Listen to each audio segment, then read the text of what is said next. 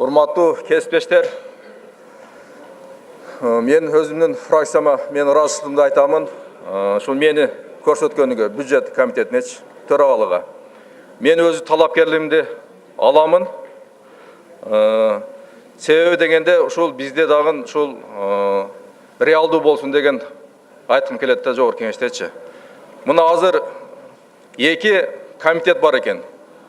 Бир вице-спикерлик болуп атат. Ушул 3 фракцияга эки комитет бир вице-спикерлик болуп атат да. Ошондуктан эгерде реалдуу болсок, ушул ар бир фракциядагы ушул бирден төрагалыктан бөлүнүп берилсе бул жакшы деген ойду айткым келет да.